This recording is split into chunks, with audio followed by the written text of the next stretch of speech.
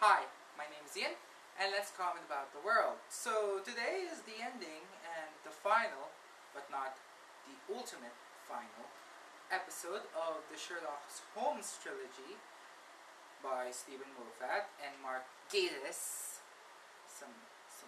Myself, I pointed myself out that it was Gatiss, not Gratsky. But seriously though, if Mark Gatiss should just put a G in his name, it would be more eloquent. I'm just saying, put a G in your name. Anywho, so the episode penned by Mark Gratsky, and as always, Mark Gatiss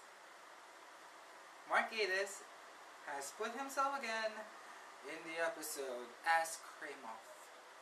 Also, we see Jim Moriarty, and this is the person, because I never know how that name was pronounced, so I always called it Morty or Morty. This is me. This is the same person who said that Whistler Turlough, my favorite companion, pronounced it like Whistler Toe. Anywho, moving back to the story. So the plot centered around a lot of things, a lot of good things. There are two plots to this story. The first plot was a guy who died near the train tracks, and the second one is this like amazing race treasure hunt kind of thing involving a lot of people will or will not die. I love it that each of the episodes, each of the small cases was, even though it wasn't expanded, or even if some of it wasn't completely explained, or there wasn't any more shots about the people, anything, it was so condensed, but you can almost follow the plot. I also like that we also see at least one of the Bear Street irregulars, because at the study in pink we didn't see it, and it wasn't, we didn't see one of the irregulars, but they were mentioned. I beg you. Also, I like the incorporation of the websites like wrong show. Watson's blog in the episode, because this case about the study in pink and Sherlock not knowing the solar system, or the arrangement of the solar system. He knows the solar system, but not the arrangement. Let's see. Kudos to Andrew Scott. Okay, this is what happened to me. Because my internet was slow, and I am dying to know who is Moriarty. And I am dying to know, because my internet was slow and my connection was bad, so my viewing pleasure was not good. So I've asked some of my Twitter friends in the UK, well, yes, my Twitter friends in the UK, to say who was Moriarty. And I was begging. I am having a stroke at that point. Then they said to me it was Andrew Scott.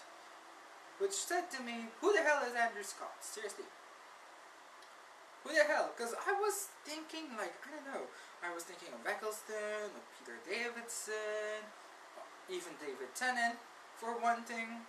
I know that a lot of fangirls would like to see Tennant, or John Sim. My first thought or speculation was that it was John Sim.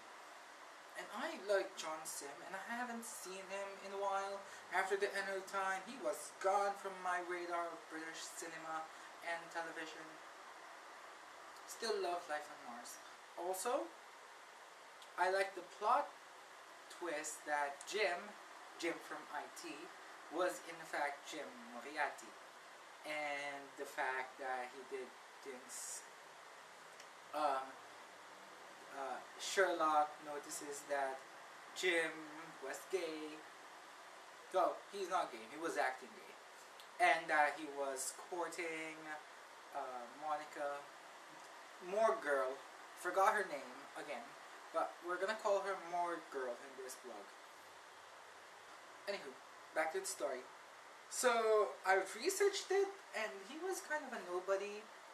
And I know a lot of people who are nobody tend to sprang out.